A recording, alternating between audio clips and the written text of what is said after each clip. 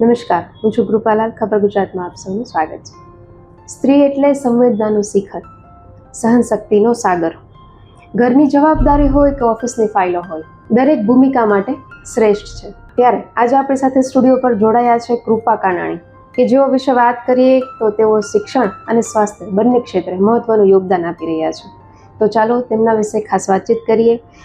તેમના માટે કહું તો તેઓ લગભગ છેલ્લા 15 વર્ષથી સરકારી શિક્ષક તરીકે ફરજ બજાવે છે. સાથે સાથે એક યોગ ટ્રેનર છે, શિક્ષકોને પણ ટ્રેનિંગ આપે છે અને તેમને ટેલેન્ટેડ ટીચર તરીકેનો એવોર્ડ પણ મળી ચૂક્યો છે. તેવા કૃપા કાનાણી સાથે ખાસ વાતચીત. ખબર ગુજરાતમાં આપનું સ્વાગત છે કૃપાબેન. સૌ પ્રથમ શિક્ષક બનવું આપે પસંદ કર્યું અને આપની જે આ 15 વર્ષની જે સફર છે એના વિશે ટૂંકમાં વાત કરવી હોય તો શું કહી શકો?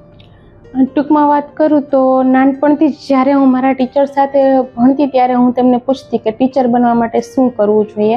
એટલે ત્યારથી મેં વિચારી લીધું હતું કે હું ટીચર બનીશ અને સમાજમાં એક એવો મેસેજ આપીશ કે સ્ત્રી પણ આગળ વધી શકે છે. હું નાના ગામડામાંથી આવું છું અને ત્યારબાદ મારા મમ્મી પપ્પાનો સપોર્ટ હતો. ગામડામાં રહીને પણ બ્રોડ માઇન્ડથી મારો ઉછેર કર્યો છે, તેના માટે પણ થેન્ક યુ.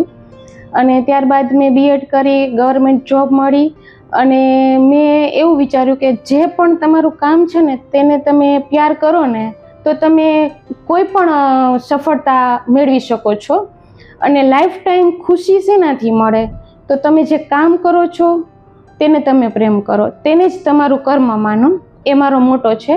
અને અત્યારે હું ખૂબ જ પછાત શિક્ષણમાં કામ કરી રહી, પછાત ક્ષેત્રમાં કામ કરી રહ્યું છું, જે મુસ્લિમ વિસ્તાર છે જ્યાં વાલી ભણાવવા પણ મધ્યાહન ભોજન માટે અને એવી રીતે વિદ્યાર્થીઓને ભણવા મોકલે છે. એટલે પહેલાં તો એમને વ્યવસ્થિત સમજાવવા કે તમે બાળાઓને ભણાવો, કારણ કે જો એક લેડીઝ ભણશે ને તો એક પરિવાર સુધરશે અને પરિવાર સુધરશે તો સમાજ સુધરશે અને સમાજ સુધરશે તો આખા દેશનું બંધારણ યોગ્ય થશે. અને અત્યારે સ્ત્રી જોઈએ તો રમતગમત, વિજ્ઞાન ક્ષેત્ર અને નેતૃત્વમાં પણ પોતાનું સ્થાન બનાવી જ રહી છે. જે રીતે તમે વાત કરી તો આજના આધુનિક સમયમાં મહિલાઓ માટે શિક્ષણ શા માટે જરૂરી છે, તમારું શું કહેવાનું છે? અત્યારે આધુનિક યુગમાં જો અત્યારે હું મારી વાત કરું તો 40 પછી લેડીઝ મોસ્ટ ઓફ બાળક નીકળી જાય છે, જેન્ટ્સ પણ જોબ માટે હોય છે. એટલે જવાબદારીમાંથી પછી એને ક્યાંક પોતાનું કંઈક ખૂટતું હોય એવું ફીલ થાય છે. પણ જો તે એજ્યુકેટેડ હશે તો મનગમતી પ્રવૃત્તિ કરી અને પોતાની જાતને પણ ખુશ રાખી શકે અને સમાજમાં પણ શ્રેષ્ઠ યોગદાન આપી શકશે. એક મહિલા તરીકે તમે જ્યારે ઘર પરિવારની વાત કરીએ અને સાથે સાથે તમે શિક્ષક છો એટલે શાળાના પણ બાળકો છે, તો પોતાના બાળકો ઘરના અને શાળાના બાળકો, તો બધું કેવી રીતે બેલેન્સ કરો છો? શરૂઆતમાં તો મને ખૂબ જ સ્ટ્રગલ, જ્યારે મારો બાળક નાનું હતું ત્યારે મને ખૂબ જ તકલીફ પડી હતી, કારણ કે સ્કૂલે જાઉં અને મારું બાળક ઘરે હોય છે એટલે હું આવું ને તો ચોટે મમ્મીને એમ બાળક. પણ મેં એવું નક્કી કર્યું હતું કે હું જે પણ કામ કરીશ તે ડેડિકેશનથી કરીશ. એટલે બાળકોના આશીર્વાદ સાથે મારું બાળક ખૂબ જ ડાયો હતું કે બધા પાસે રહેતો. અને મને 3 વર્ષની ઉંમરે મને એ ડાયલોગ હજી પણ યાદ છે. હું નીકળતી હોય ને ત્યારે ડસ્ટબિન બહાર રાખ્યું હોય ને તો એમ કે મમ્મા તમારે લેટ થાય છે તો હું ડસ્ટબિન બહાર મૂકી દઉં. 3 વર્ષના મારા સનના આ શબ્દો છે. એટલે સંઘર્ષ સાથે સફર ઘણી સારી રહી છે. પરિવારની વાત કરીએ તો પરિવારમાં કોણ કોણ છે અને એમનો કેવો સાથ સહકાર રહ્યો છે? પરિવારમાં સાસુ સસરા છે, એમાં સપોર્ટ રહ્યો છે. થોડીક બીમારી હતી સસરાને એટલે ત્યારે થોડુંક સ્ટ્રગલ રહ્યું હતું. જોબનો ટાઈમ, બાળક નાનું, મારા હસબન્ડને પણ ત્યારે પપ્પા સાથે જવું પડે એટલે ત્યારે થોડીક સ્ટ્રગલ રહી હતી.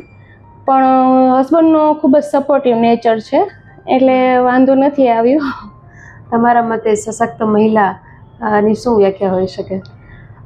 હું તો એવું કહું છું કે કોઈ પણ મહિલા જો કમ્ફર્ટ ઝોનમાંથી બહાર આવે અને પહેલાં નાનું ધ્યેય રાખે કે મારો આજના દિવસનો ધ્યેય શું છે, તો પહેલાં તો આપણે ફિટ રહેવું. જો શરીર ફિટ હશે ને તો તમે મન ફિટ રાખી શકશો. બાકી બધાને કરવું જ હોય છે પણ એક્સક્યુઝીસ આવી જાય છે.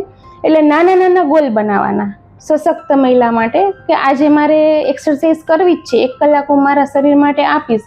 પછી બીજું કે હું મોબાઈલથી સોશિયલ મીડિયાથી આટલી કલાક તો હું દૂર રહીશ જ અને મનગમતી પ્રવૃત્તિ કરીશ, એટલે એ બેલેન્સ લાઈફ જીવી શકશે ઇઝીલી. અને થોડુંક મનગમતી પ્રવૃત્તિ રીડિંગ હોય કે કાંઈ પણ પોતાના શોખ માટે જીવે તો એ સારી રીતે બેલેન્સ કરી શકે. આજે મહિલા દિવસ અંતર્ગત આપણે અહીંયા ભેગા થયા છીએ ત્યારે તમે જામનગરની મહિલાઓને શું મેસેજ આપશો? હું મહિલાઓને એવો મેસેજ આપીશ કે દીકરા દીકરીને સમાન શિક્ષણ આપે અને પ્રોત્સાહન આપે, કારણ કે જો મહિલા એજ્યુકેટેડ હશે ને તો પોતાનો પરિવારને આપોઆપ જ ઉત્કર્ષ થશે અને સમાજમાં એક અલગ જ બંધારણ ઊભું થશે. એ જ સંદેશ છે મારો. અને કમ્ફર્ટ ઝોનમાંથી બહાર આવો. અને તમારી વાત કરીએ જ્યારે કે તમે એક સરકારી શિક્ષક છો તો એક મહિલાઓ માટે રોલ મોડલ કહેવાય કે ભાઈ જે લોકો સરકારી ક્ષેત્રમાં જવા માટે પ્રિપરેશન કરે છે ક્યાંક ને ક્યાંક એવી રીતે, તો એમાં એ મહિલાઓને પણ તમારા પાસેથી પ્રેરણા મળે એવું આપનું આ વ્યક્તિત્વ છે. અને તમે જે સરકારી સ્કૂલના જે બાળકો છે એમને ને તમારા પરિવારના બાળકો છે એ લોકો એમના વચ્ચે બેલેન્સ કરી અને જે રહો છો અને જે રીતે તમે વાત કરી કે તમે જે પછાત વિસ્તારના બાળકો છે એમને શિક્ષણ મેળવવા માટે તમે એમને પ્રોત્સાહિત કરો છો, તો એ ખૂબ જ સારું અને ખૂબ મહત્વનું પાસું છે. તો ખબર ગુજરાત આ તકે તમારી આ પ્રવૃત્તિને બિરદાવે છે અને આવી જ રીતે તમે પણ જીવનમાં આગળ વધો, તમારામાંથી ઘણા બધા પ્રેરણા લોકોને મળી રહે. બસ ખબર ગુજરાત સાથે જોડાવા માટે ધન્યવાદ.